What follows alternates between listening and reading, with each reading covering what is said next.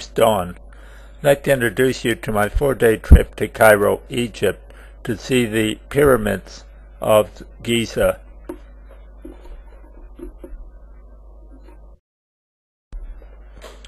The 3 pyramids of Giza are located in a national park, and the city of Cairo extends right to the borders of that park.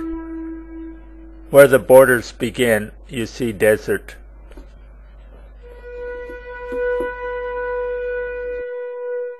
Here is my traveling companion Richard on a camel. Renting camels is still a business, though not as big a one as in the past. In the distance lies the suburbs of Cairo. As you can see, the landscape is totally barren surrounding the pyramids. One can drive by the pyramids in your car within 20 or 30 meters.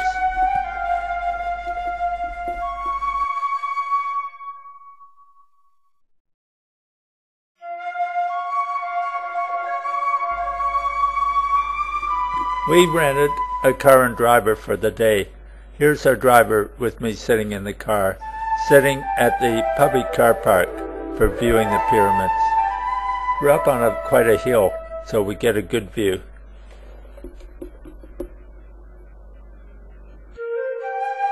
Here's a picture of the 3 pyramids with Richard cautiously peering over my shoulder.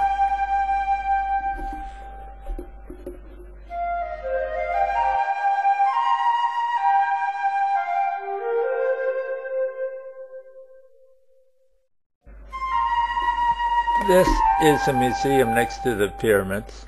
I didn't go in, but I think it contains a ship or barge from the Nile River.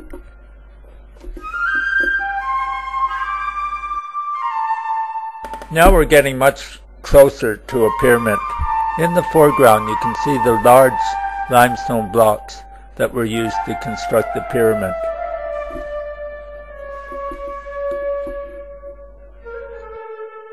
At one time the pyramids were covered with a marble capping, but this has been removed for building purposes. Only a bit of marble remains at the very peak, as you can see. Here tourists are lining up to pay to visit a tomb. The entrance to the tomb is located right at the bottom, next to the ticket shed.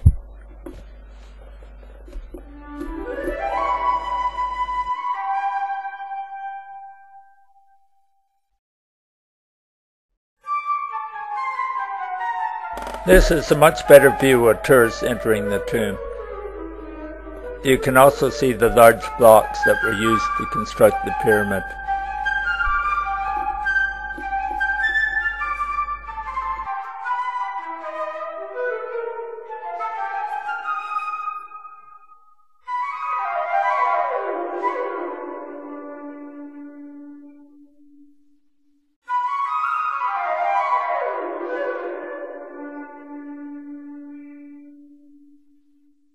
Here's a close-up photo of the pyramids. You can see it would not be easy work climbing the pyramids from one limestone block to the next.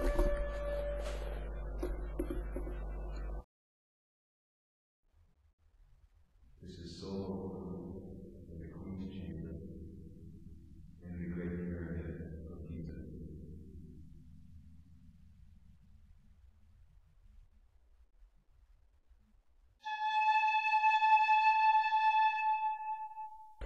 Here's the Sphinx that guards the entrance to the pyramids. I thought it would be a large carving, but actually it's very small.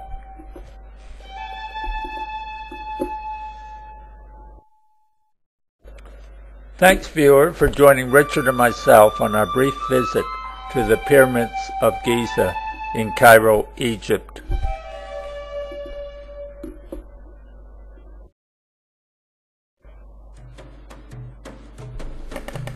Hi viewer, thanks for joining me on this quick tour through the Cairo Museum to view the remains of the pyramids.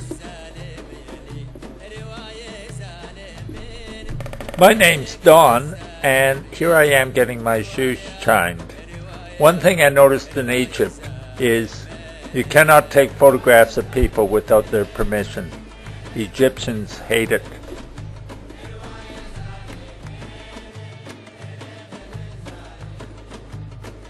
We entered the 100-year-old museum through a magnificent wrought iron fence, past two tiny Sphinx-like figures, and progress in.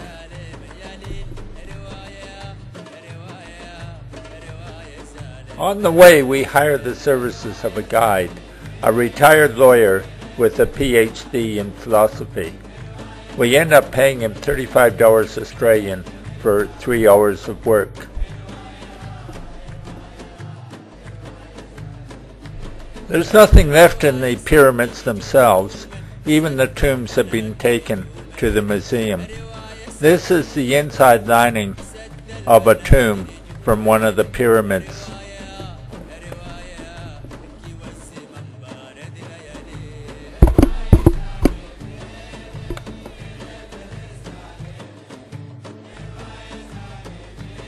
Our guide takes us through the museum.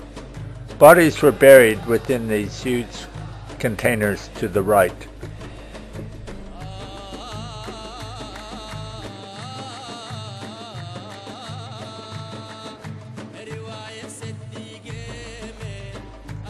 Our guide explains about the early, middle, and late kingdoms and about the upper and lower Nile region. There is far too much to take in on one short outing.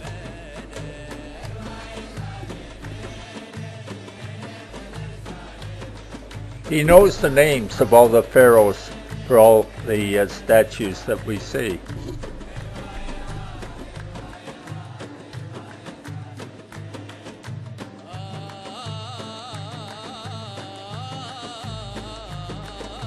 He tells us the significance of many animals and plants to the Egyptians, such as this Egyptian dog.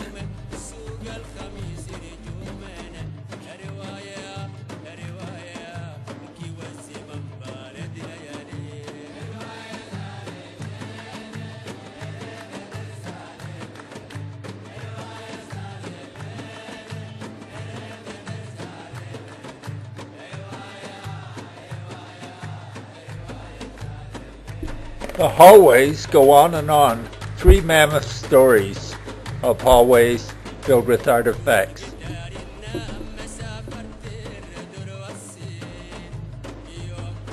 We get to see mummies. To actually see a mummy unwrapped, there's a $10 fee.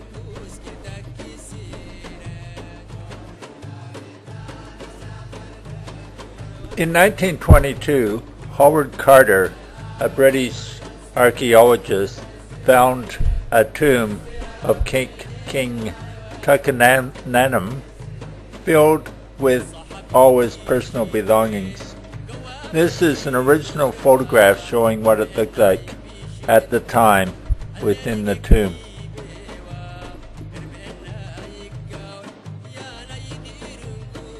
The layout of the tomb was like in this drawing.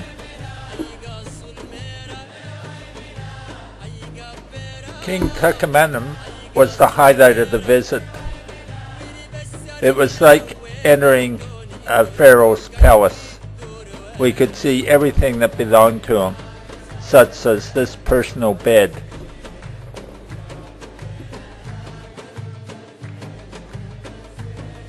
Here is his chair with our guide standing beside it.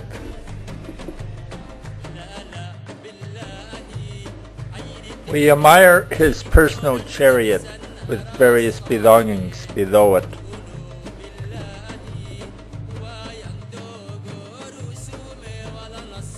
We see various items of clothing.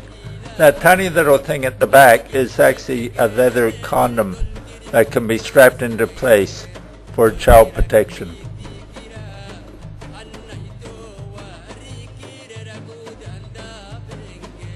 I think this could be a royal drummer.